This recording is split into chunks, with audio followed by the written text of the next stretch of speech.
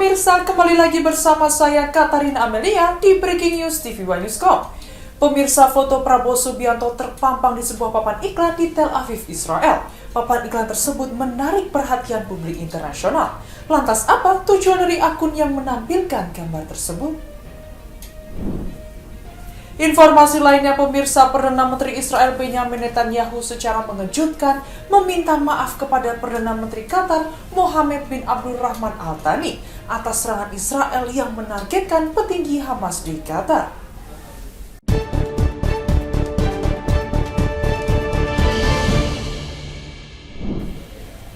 Politisi sekaligus aktivis kemanusiaan Wanda Hamidah melalui akun media sosialnya membagikan pengalaman tak mengenakan saat mengikuti misi kemanusiaan global Sumut Flotilla menuju Gaza. Ia mengaku mendapat intimidasi, ancaman kekerasan, hingga pencurian selama berada di perairan Eropa. Di Sisilia, Italia, dengan berbagai macam problema yang ada di sini. Nah, hari ke-14 ini kami mulai mengalami intimidasi. Politisi sekaligus aktivis Wanda Hamidah membagikan pengalaman pahit saat terlibat dalam misi kemanusiaan menuju Gaza.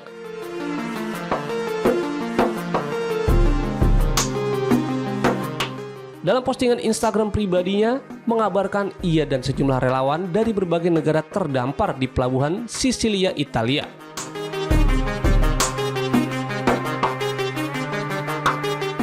Alih-alih berlayar membawa bantuan, perjalanan mereka justru terhenti akibat intimidasi, pencurian hingga ancaman yang membahayakan keselamatan.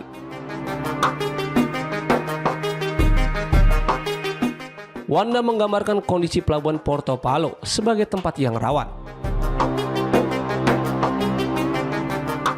Hampir setiap hari, ia dan rekan-rekannya dilaporkan menghadapi tekanan dari warga lokal. Ia dikabarkan mendapat intimidasi agar meninggalkan kapal. Selain itu, pencurian barang-barang berharga juga kerap terjadi. Bahkan, salah satu kapal sempat disirami bensin oleh orang tak dikenal. Tindakan yang dianggap sebagai ancaman pembakaran.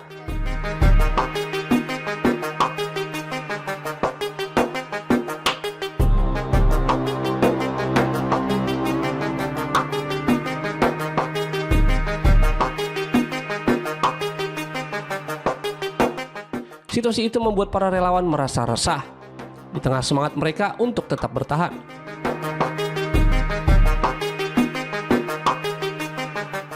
Harapan baru muncul ketika kapal utama Sumut Nusantara berhasil dipindahkan ke pelabuhan yang lebih aman di Marzamemi. Wanda menuturkan bahwa dirinya bersama para relawan kini berupaya memperbaiki kapal, sekaligus menyiapkan kru baru yang lebih dapat dipercaya. Kondisi yang dinilai sulit, namun mereka diharuskan tetap menjaga persatuan agar misi kemanusiaan ini bisa kembali berjalan. Wanda menjadi satu-satunya perwakilan Indonesia yang ikut dalam Global Sumut Flotilla, sebuah pelayaran relawan kemanusiaan internasional untuk Gaza. Bersama belasan relawan dari 7 negara, ia masih menaruh harapan besar agar kapal mereka segera bisa kembali berlayar menembus Laut Mediterania. Baginya, perjuangan ini bukan sekedar perjalanan, melainkan wujud nyata solidaritas kemanusiaan bagi rakyat Palestina.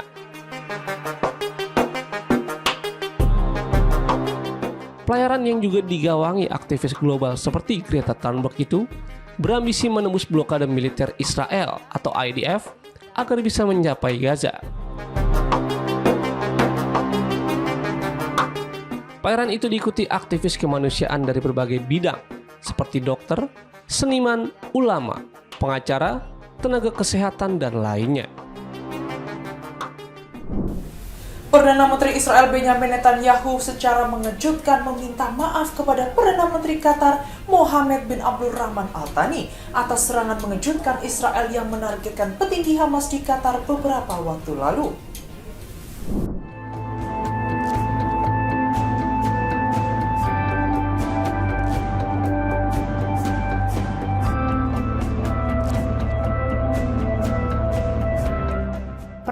Menteri Israel Benjamin Netanyahu mendadak meminta maaf kepada Perdana Menteri Qatar Sheikh Mohammed bin Abdul Rahman bin Yassin Al Thani melalui sambungan telepon dari Gedung Putih, Washington.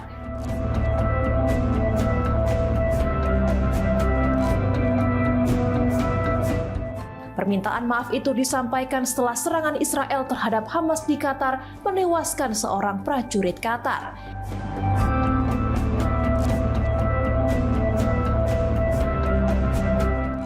Netanyahu sebelumnya bersikap menantang sejak memerintahkan serangan pada 9 September. Namun kali ini ia menyampaikan penyesalan mendalam dan berjanji tidak mengulanginya.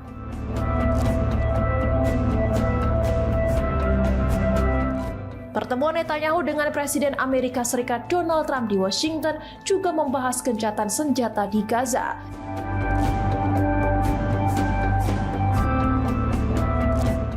Gedung Putih menyebut Israel mengakui bahwa serangan tersebut melanggar kedaulatan Qatar.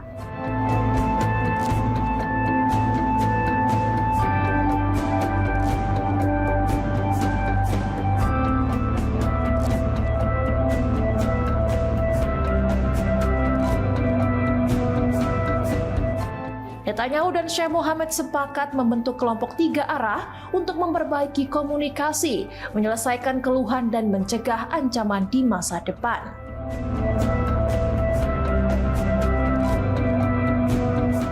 Selama berminggu-minggu Netanyahu kerap mengecam Qatar karena dianggap memberi ruang bagi Hamas, meski Israel sendiri pernah menyetujui pengaturan serupa demi menahan pengaruh Iran.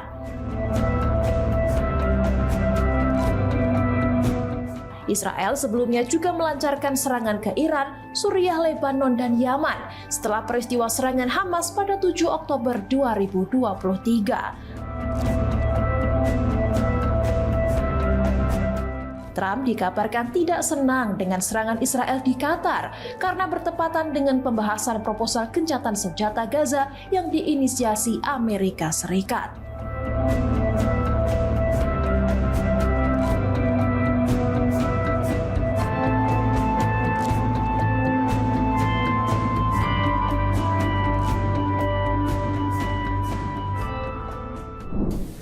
Perdana Menteri Israel Benjamin Netanyahu menegaskan tetap akan menyelesaikan tugas melawan Hamas meski mendukung proposal perdamaian Gaza dari Amerika Serikat. Usai bertemu Trump, Netanyahu menekankan Israel tetap bertanggung jawab atas keamanan Gaza.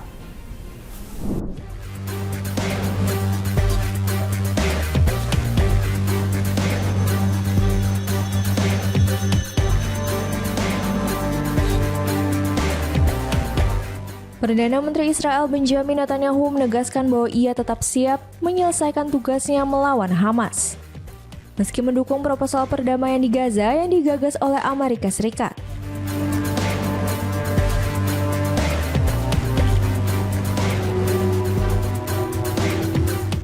Pernyataan itu disampaikan usai Netanyahu bertemu Presiden Amerika Serikat Donald Trump di Gedung Putih pada Senin 29 September. Dalam pembahasan gencatan senjata setelah hampir 2 tahun serangan Israel mengguncang Gaza.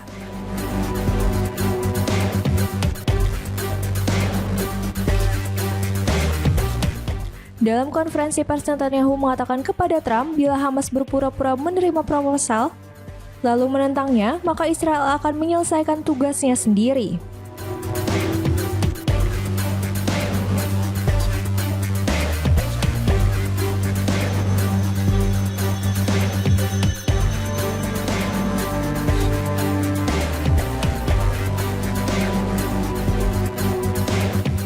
Proposal perdamaian Amerika Serikat memuat 20 poin, termasuk gencatan senjata, pembebasan sandera oleh Hamas, pelucutan senjata Hamas, serta penarikan terhadap pasukan Israel dari Gaza.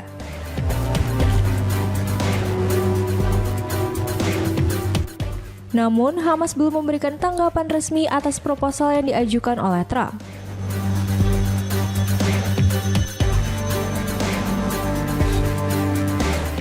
Pejabat Hamas Mahmoud Mardawi kepada Al Jazeera mengatakan pihaknya belum menerima dokumen tertulis mengenai rencana perdamaian tersebut.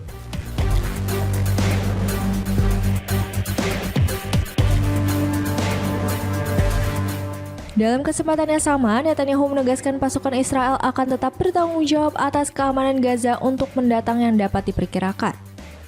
Ia juga meragukan otoritas Palestina layak memimpin Gaza setelah perang.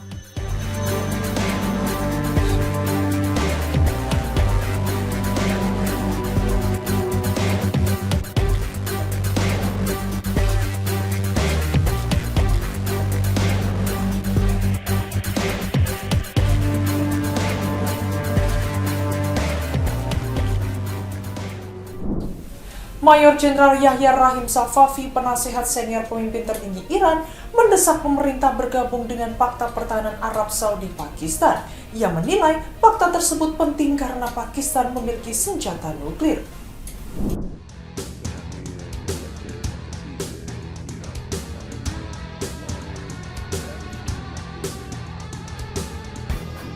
در وضع کنونی مذاکره با دولت آمریکا اولا هیچ کمکی به منافع ملی ما نمیکنه.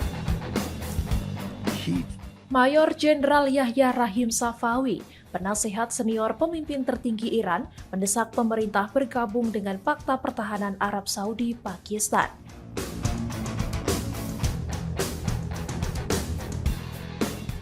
Ia menilai fakta tersebut penting karena Pakistan memiliki senjata nuklir.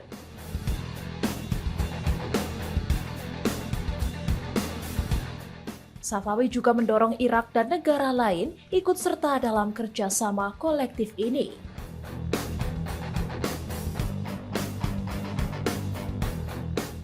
Arab Saudi dan Pakistan menandatangani fakta itu awal September di Riyadh setelah perundingan panjang.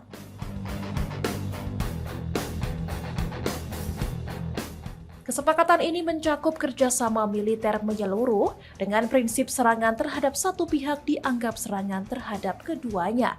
در مقابل هر تهدیدی فوراً می‌لرزیم و به طرف تسلیم طرف مقابل میشیم. معنیش اینه. این تهدید پذیری اگر به وجود آمد دیگه انتها نخواهد داشت. این طرف مقابل ما در همه چیز Pakistan selama ini telah menempatkan pasukan dan memberi dukungan teknis bagi militer Saudi. Perjanjian ditandatangani oleh Perdana Menteri Pakistan Shehbaz Sharif, putra mahkota Saudi Mohammed bin Salman, dan Panglima Militer Asim Munir. Safavi juga mengungkap Iran meluncurkan lebih dari 500 rudal saat perang 12 hari melawan Israel pada Juni lalu. Ia menekankan konflik belum berakhir dan menyerukan penguatan militer, diplomasi, serta media. برای مسئله هسته‌ای و شاید برای مسائل دیگر بنبست محضه، یعنی هیچ راه درستی. Hamas secara tegas menolak rencana Amerika Serikat yang disebut-sebut mempersiapkan mantan Perdana Menteri Inggris Tony Blair sebagai pemimpin sementara jalur Gaza. Hamas menegaskan bahwa rakyat Palestina memiliki hak penuh untuk mengatur wilayahnya sendiri tanpa campur tangan asing.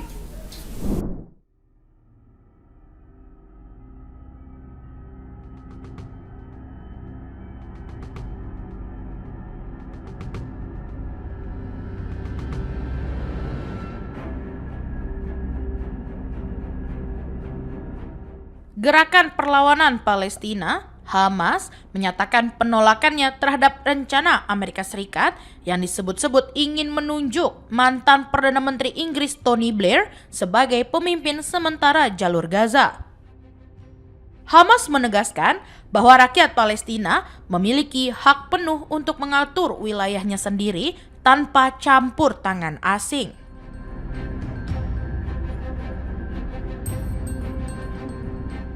Anggota senior Biro Politik Hamas, Hussam Badran, menilai rencana Washington untuk melibatkan Tony Blair dalam pengelolaan Gaza pasca perang sebagai sinyal buruk bagi rakyat Palestina.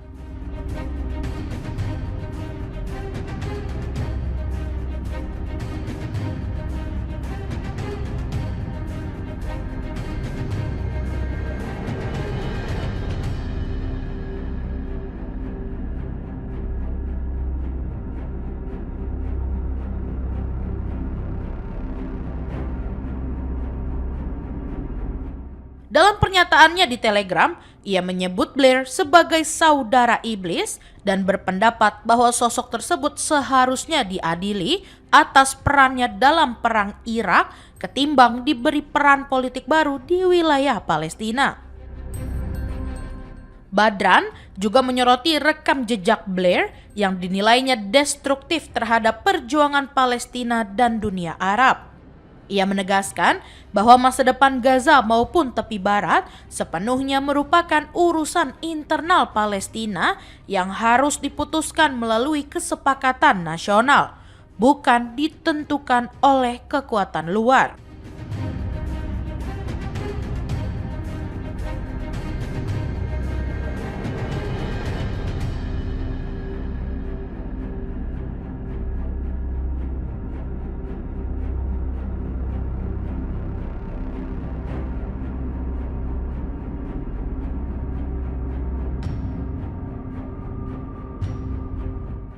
Menurutnya, rakyat Palestina memiliki sumber daya dan kemampuan untuk mengelola urusan pemerintahan sendiri, dan Hamas tidak berniat memegang kekuasaan tanpa partisipasi kelompok-kelompok Palestina lainnya. Media Israel sebelumnya melaporkan bahwa Blair tengah menyiapkan proposal pembentukan otoritas transisi internal Gaza, sebuah badan sementara yang didukung Presiden Amerika Serikat Donald Trump dan menantunya Jared Kushner. Rencana itu mencangkup pembentukan Dewan Internasional untuk mengatur wilayah pesisir Gaza sebelum menyerahkan kendali kepada otoritas Palestina, termasuk langkah pelucutan senjata Hamas yang telah memimpin Gaza sejak 2007.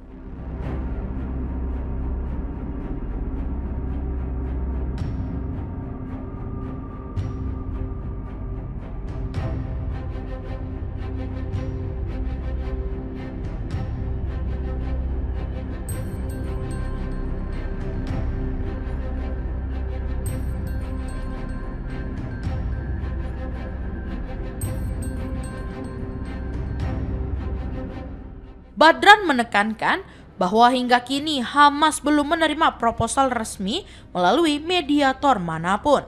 Informasi yang beredar katanya masih sebatas laporan media. Ia juga menyebut bahwa negosiasi gencatan senjata terhenti sejak upaya pembunuhan terhadap pimpinan Hamas di Doha pada awal September, dan tidak ada inisiatif baru yang diterima sejak itu. Penolakan Hamas terhadap rencana tersebut muncul di tengah meningkatnya ketegangan di Gaza. Sejak Israel melancarkan operasi militer pada 7 Oktober 2023, lebih dari 66.000 warga Palestina telah tewas dan lebih dari 168.000 lainnya terluka, mayoritas merupakan perempuan dan anak-anak.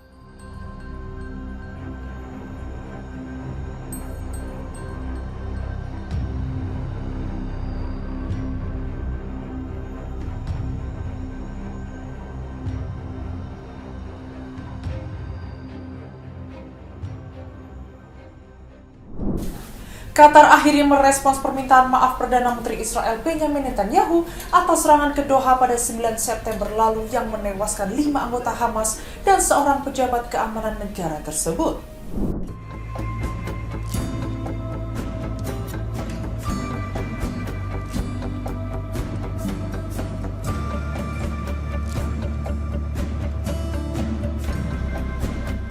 Qatar akhirnya merespon permintaan maaf Perdana Menteri Israel Benjamin Netanyahu atas serangan ke Doha pada 9 September lalu yang menewaskan 5 anggota Hamas dan seorang pejabat keamanan negara tersebut. Perdana Menteri Qatar, Sheikh Mohammed bin Abdul Rahman bin Jassami Al Thani, dikabarkan menerima permintaan maaf resmi dari Netanyahu terkait serangan Israel ke wilayahnya. Menurut Kementerian Luar Negeri Qatar, komunikasi itu berlangsung melalui panggilan telepon yang dimediasi langsung oleh Presiden Amerika Serikat Donald Trump, sebagai bagian dari upaya Washington meredakan ketegangan pasca agresi militer Israel ke permukiman sipil di Doha.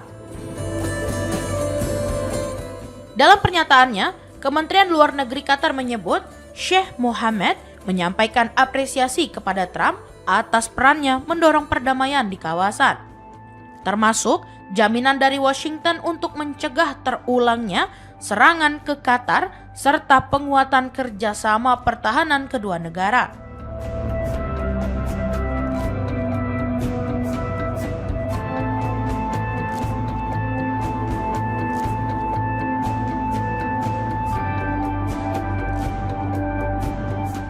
Di sisi lain, Netanyahu secara terbuka meminta maaf atas pelanggaran kedaulatan yang menewaskan warga negara Qatar, Badri Al-Dosari, dan berkomitmen untuk tidak mengulangi serangan serupa di masa mendatang. Sementara itu, Gedung Putih turut menegaskan kembali hasil komunikasi itu melalui pernyataan resmi, menyebut Qatar menyambut baik jaminan keamanan tersebut dan menyatakan kesiapannya untuk terus berperan aktif dalam menjaga stabilitas kawasan.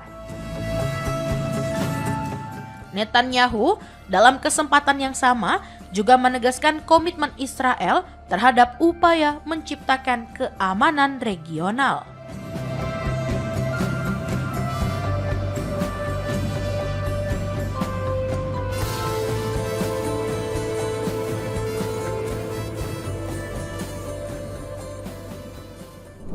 Foto Prabowo Subianto terpampang di sebuah billboard di Tel Aviv, Israel pada Minggu 28 September menarik perhatian publik internasional. Lantas apa tujuan dari akun yang menampilkan gambar tersebut?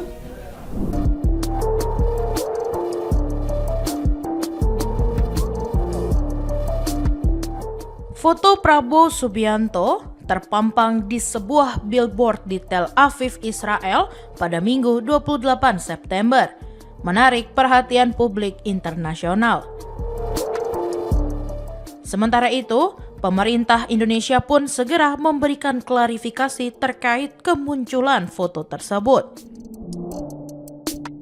Lantas, apa tujuan dari akun X Abraham Shield 25 yang menampilkan gambar tersebut?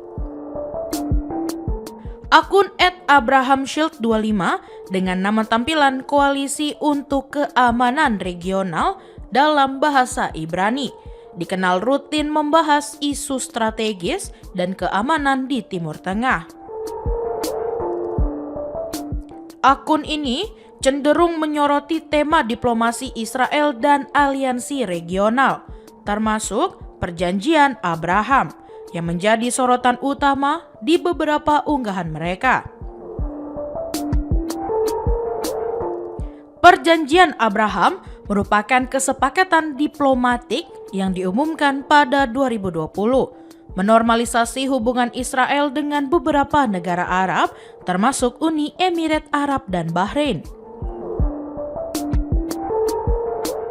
Kesepakatan ini membuka jalur kerjasama di bidang ekonomi, teknologi, dan keamanan sekaligus memperkuat posisi Israel dalam diplomasi regional.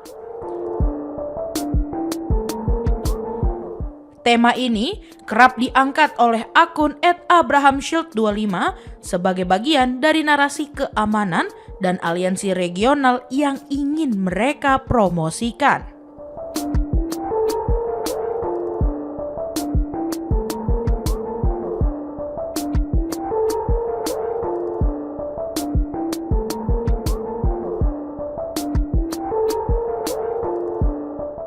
Sebelum viralnya billboard, Perdana Menteri Israel Benjamin Netanyahu pada sidang umum PBB ke-80 memberikan pujian terhadap Prabowo Subianto atas peran diplomatiknya dalam kerjasama internasional. Pujian ini menjelaskan sebagian alasan figur Prabowo mendapat perhatian di sejumlah media dan platform di Israel. Billboard yang menampilkan foto Prabowo bersama sejumlah pemimpin Arab muncul di Tel Aviv pada Minggu 28 September. Menurut akun @AbrahamShield25, pemasangan itu merupakan bentuk penghargaan terhadap tokoh yang dianggap berkontribusi pada diplomasi dan kerjasama regional. Foto tersebut menjadi viral setelah diunggah di media sosial internasional, memicu perhatian publik dan spekulasi terkait maksud di balik billboard. Menanggapi viralnya foto itu, Kementerian Luar Negeri Republik Indonesia menegaskan bahwa Prabowo Subianto tidak terlibat dalam pemasangan atau promosi billboard tersebut. Kementerian Luar Negeri menekankan bahwa gambar itu tidak mencerminkan kebijakan resmi pemerintah. Sementara itu, reaksi masyarakat Indonesia muncul di tengah pemberitaan, khususnya dari pihak yang menolak normalisasi hubungan diplomatik dengan Israel. Beberapa kelompok menilai kemunculan foto itu bisa menimbulkan salah tafsir terkait sikap resmi Indonesia dalam politik luar negeri, sekaligus memperkuat diskusi publik mengenai posisi Indonesia dalam hubungan internasional. Presiden Amerika Serikat Donald Trump membuat kejutan besar. Dalam rencana gencatan senjata Gaza yang disampaikan di Gedung Putih, Trump menyatakan kesiapan Amerika Serikat mendukung terbentuknya negara Palestina.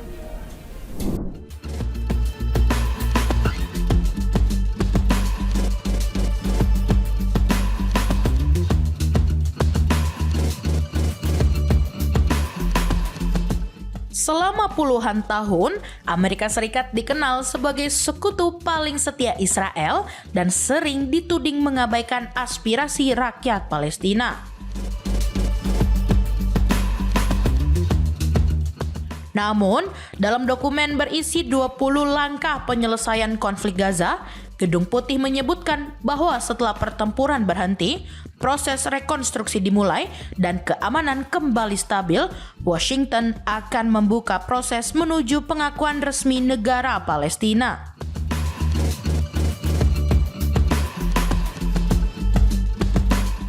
Poin ke-19 proposal itu menekankan bahwa ketika pembangunan Gaza berjalan dan reformasi otoritas Palestina dijalankan secara sungguh-sungguh, kondisi yang diperlukan untuk menentukan nasib sendiri dan mendirikan negara akan tercipta sesuai aspirasi rakyat Palestina.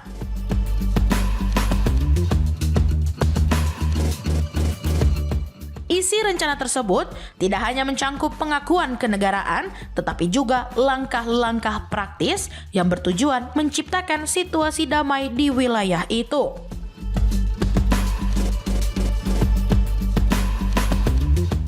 Pemerintah Israel diminta tidak mencaplok Gaza ataupun memaksa penduduknya keluar dari wilayah tersebut.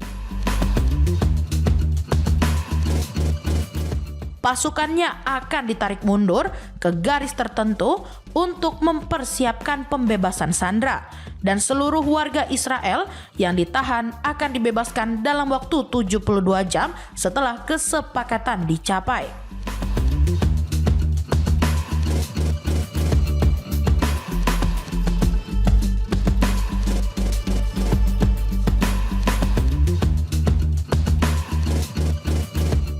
Sebagai imbalan, Israel akan membebaskan 250 warga Palestina yang dijatuhi hukuman seumur hidup serta 1.700 tahanan lainnya dari Gaza.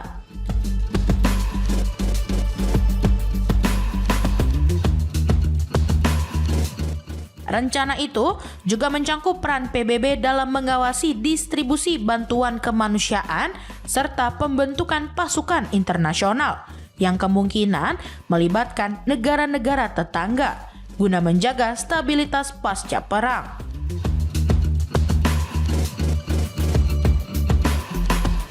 Selain itu, akan dibentuk Dewan Perdamaian Gaza yang bertugas mengawasi pemerintahan sementara setelah gencatan senjata tercapai.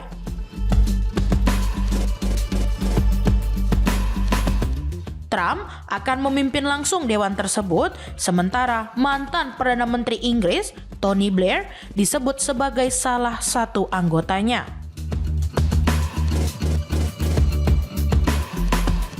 Perubahan arah kebijakan ini dianggap sebagai langkah yang sangat berbeda dari pendekatan Amerika Serikat sebelumnya, yang selalu berada di sisi Israel. Sementara itu, laporan Al Jazeera menyebutkan bahwa jika seluruh tahapan dalam proposal itu dapat terlaksana dengan konsisten, maka bukan hanya pertempuran di Gaza yang berpotensi berakhir, tetapi harapan rakyat Palestina untuk memiliki negara merdeka akan semakin mendekati kenyataan.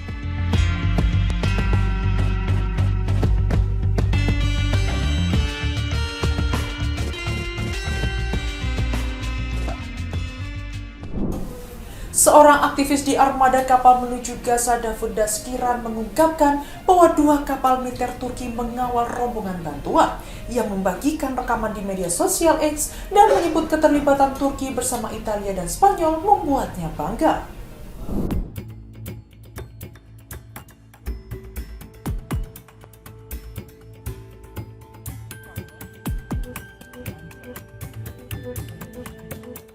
Pada Senin 29 September, seorang aktivis di armada kapal menuju Gaza mengungkapkan bahwa 2 kapal militer Turki terlihat mengawal rombongan kapal yang membawa bantuan ke wilayah tersebut.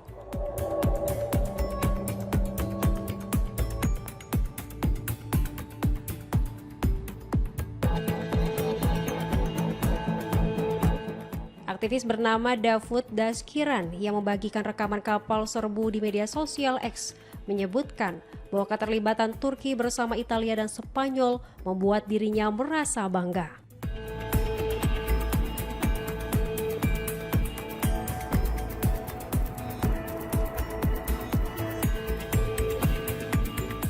Sebelumnya, situs pelacak penerbangan menunjukkan adanya 3 pesawat nirawak berdaya tahan lama yang berasal dari Pangkalan Udara Korlu, Turki.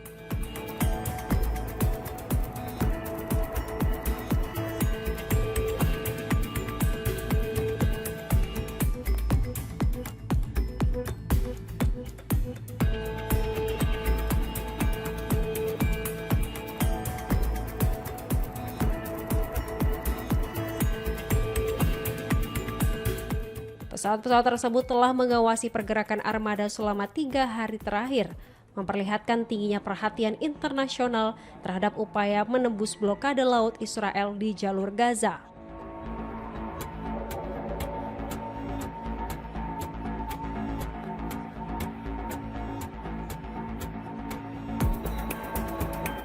Hingga kini, Kementerian Pertahanan dan Kementerian Luar Negeri Turki belum memberikan komentar resmi terkait pengawalan tersebut.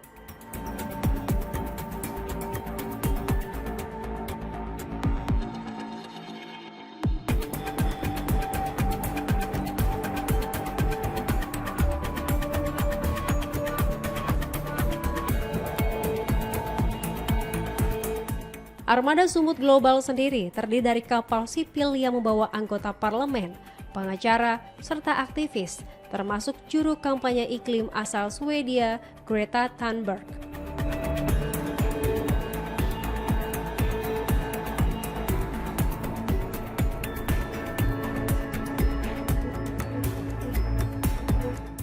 Armada ini pada Senin masih berada ratusan mil dari Gaza, namun sudah mendekati area di mana armada serupa sebelumnya sempat dicegat.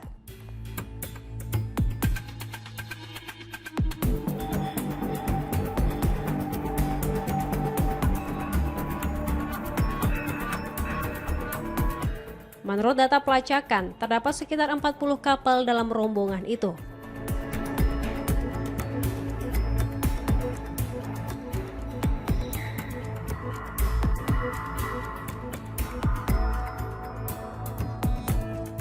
Video yang beredar memperlihatkan kapal militer yang mirip dengan kapal serbu Turki, meski identifikasi resmi belum dapat dipastikan karena keterbatasan kualitas gambar.